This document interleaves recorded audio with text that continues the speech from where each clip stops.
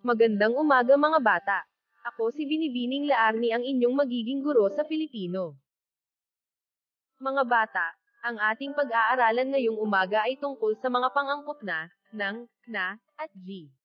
Halina at ating alamin kung paano ang mga gamit nito sa pangungusap.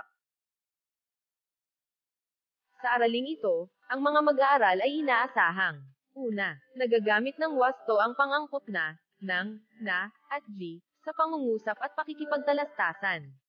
Pangalawa, nakasusulat ng pangungusap gamit ang pariralang may pangangkop. Pangatlo, nabibigyan ng angkop na pamagat ang talatang binasa. Mga bata, simulan na natin ang ating aralin ngayong umaga. Ano nga ba ang pangangkop? Ang pangangkop ay mga katagang idinudugtong sa pagitan ng dalawang salita upang maging kaaya-aya ang pagbigkas ng mga ito, at magkaroon ng ugnayang panggramatika. Ang pangangkop ay mayroon ding tatlong uri, at ito ay ang mga katagang na, ng, at G. Alamin natin ang kahulugan ng pangangkop na. Ito ay inilalagay sa pagitan ng salitang naglalarawan at salitang inilalarawan kapag ang nauunang salita ay nagtatapos sa katinig, o consonant, maliban sa titik N. Halimbawa, butas na malaki. Ang salitang butas ay ang inilalarawan, habang ang salitang malaki naman ay naglalarawan. Iba pang halimbawa, tumalon si Ana sa malalim na bangin. Mataas na tao ang aking katabi. Ang pangangkop na ng, ito naman ay idinudugtong sa hulihan ng nauunang salitang maglalarawan, o inilalarawan, kapag ito ay nagtatapos sa patinig. Halimbawa, magandang babae. Ang salitang maganda ay ang naglalarawan, habang ang salitang babae naman ay ang inilalarawan. Iba pang halimbawa, matyagang nagbabasa siya ng aklat. Manggunguha rin sila ng sariwang gulay at prutas sa bukid. Ang pangangkop na G. Ito ay ikinakabit sa hulihan ng nauunang salitang naglalarawan, o inilalarawan, kung ang salita ay nagtatapos sa titik N. Halimbawa, madamdaming tagpo. Ang salitang madamdamin ay ang naglalarawan, habang ang salitang tagpo naman ay ang inilalarawan.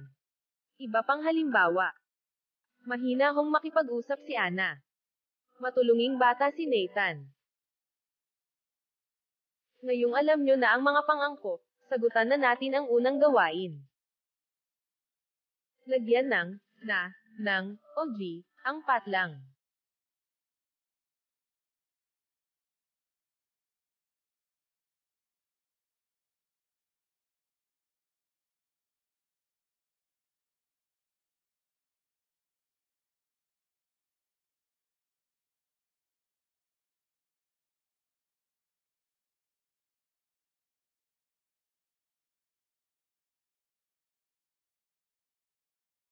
Ating alamin kung tama ang inyong mga kasagutan.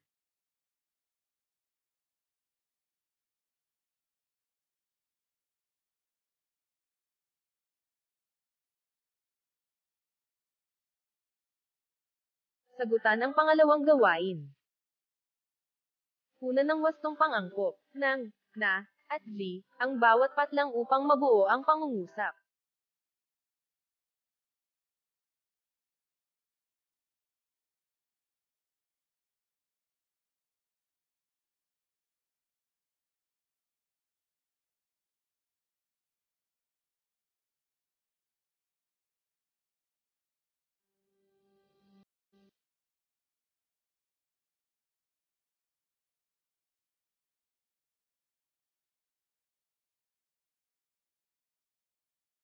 Sagutan ang pangatlong gawain. Gamitin sa pangungusap ang mga pariralang may pangangkop na, ng, at G.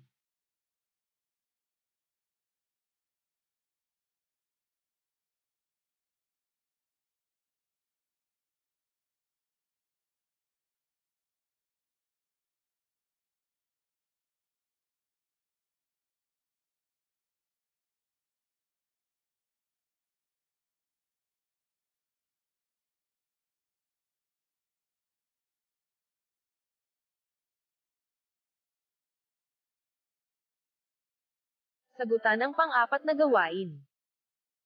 Kumpletuhin ang talata. Kunan ang patlang ng tamang sagot. Isulat ang sagot sa inyong kwaderno.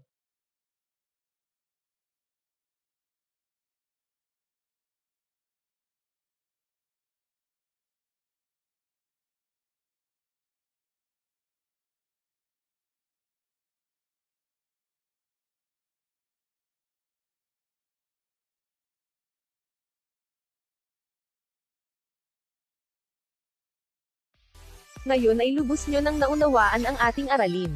Hanggang sa muling pagkikita, paalam mga bata.